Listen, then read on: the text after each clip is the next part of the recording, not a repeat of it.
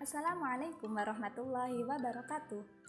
Halo, ketemu lagi bersama saya Nurul Asia dari Prodi Pendidikan Fisika dengan NIM 420141709. Bagaimana kabar kalian? Semoga selalu dalam keadaan sehat. Oh iya, di sini saya akan membahas materi fisika mengenai fluida dinamis. Adakah yang tahu apa fluida dinamis itu? Sering kita mendengar istilah itu, namun kita belum mengetahui apa maksud dari fluida dinamis. Oleh karena itu, mari kita cari tahu bersama-sama apa fluida dinamis itu. Dalam fenomena kehidupan sehari-hari, kita bisa menjumpai peristiwa fluida dinamis. Salah satunya pesawat terbang, semprotan pada serangga, cerobong asap pada pabrik, dan tabung Torricelli. Lalu, mengapa jika kita mengendarai sepeda motor, bagian belakang baju kita terbang dan mengembang? Adakah yang pernah memperhatikan fenomena tersebut? Untuk lebih jelasnya, mari simaklah video berikut ini. Fluida dinamis merupakan gerakan yang terjadi pada zat cair atau gas. Fluida dinamis sendiri tersusun dari dua kata, yaitu fluida dan dinamis. Fluida mempunyai artian gas atau zat cair, sedangkan dinamis mempunyai artian bergerak, sehingga kita bisa menggabungkan bahwa fluida dinamis ialah zat cair atau zat gas yang bergerak. Ada beberapa pembahasan pada materi fluida dinamis, yaitu yang pertama kontinuitas dan yang kedua yaitu Bernoulli.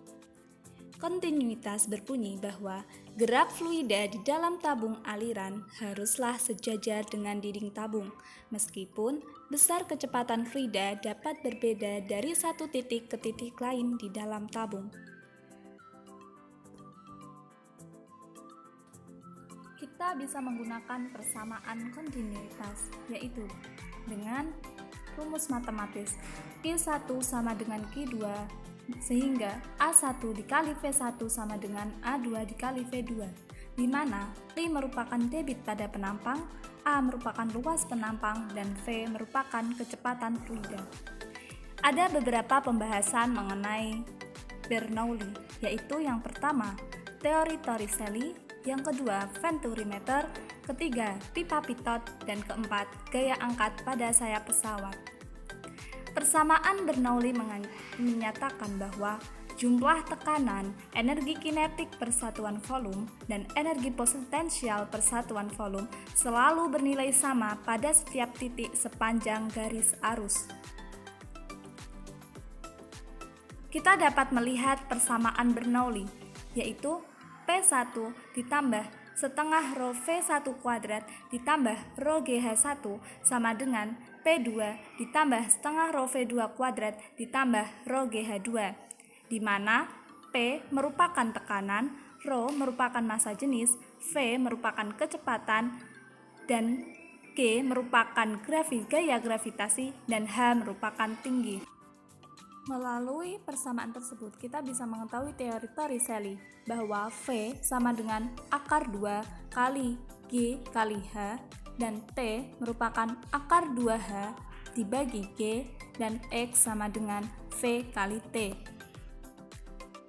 Selanjutnya mengenai venturimeter. Venturimeter merupakan alat yang dipasang di dalam suatu pipa aliran untuk mengukur laju aliran suatu zat cair. Selanjutnya, pipa pitot. Pipa pitot sering digunakan untuk mengukur kecepatan aliran suatu gas. Selanjutnya, yaitu gaya angkat pada sayap pesawat terbang. Gaya angkat pada pesawat terbang terjadi karena kelajuan udara yang melalui kedua sayap pesawat terbang. Lalu, bagaimana cara kerja penerapan fluida dinamis dalam kehidupan sehari-hari? Tetap stay tune dan simak video berikut ini. Pernahkah kalian membayangkan bagaimana sayap pesawat terangkat ke atas? Hal ini terjadi karena penampang sayap pesawat terbang memiliki bagian belakang yang lebih tajam dan sisi bagian atasnya lebih melengkung daripada sisi bagian bawahnya. Bentuk sayap tersebut menyebabkan kecepatan aliran udara di bagian atas lebih besar daripada bagian bawah pesawat, sehingga tekanan udara di bawah sayap pesawat lebih besar daripada di atas sayap pesawat. Hal ini yang menyebabkan terjadinya adanya daya angkat pada sayap pesawat. Lalu, bagaimana cara kerja prinsip Bernoulli pada penyemprot serangga? Cara kerja penyemprot serangga yaitu dengan tekanan pada pipa 1 lebih besar daripada tekanan pada pipa 2, sehingga tekanan dalam wadah cairan lebih tinggi yang mengakibatkan cairan dapat keluar. Lalu, mengapa ketika kita mengendarai sepeda motor dengan mengebut, baju belakang kita mengembang?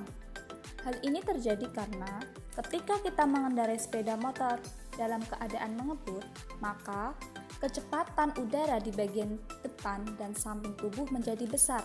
Namun, kecepatan udara di belakang tubuh tidak berubah. Nah, perbedaan tekanan udara inilah yang membuat udara mendorong baju ke belakang sehingga mengembung. Lalu, bagaimana cara kerja cerobong asap pada pabrik? Coba diskusikan dengan kelompok kalian. Selanjutnya, saya akan menjelaskan mengenai percobaan Heerensfontein. Pernahkah kalian mengamati air mancur? Mengapa air pada air mancur tidak habis? Hal ini terjadi karena adanya prinsip Bernoulli. Heerensfontein ditemukan oleh Heerens, ilmuwan yang berasal dari Alexandria. Untuk lebih lengkapnya, simak video berikut ini.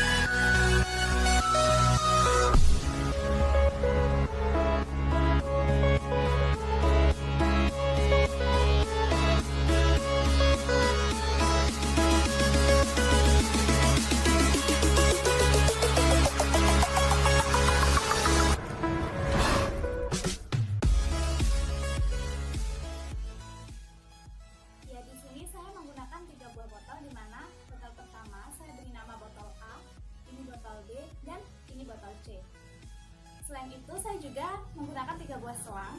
Selang pertama menghubungkan antara botol A dengan botol B. Selang kedua menghubungkan antara botol A dengan botol C. Dan selang ketiga menghubungkan antara botol B dan botol C. Saya juga memposisikan botol C lebih rendah daripada botol B. Kemudian saya kasih sedikit air ke dalam botol A.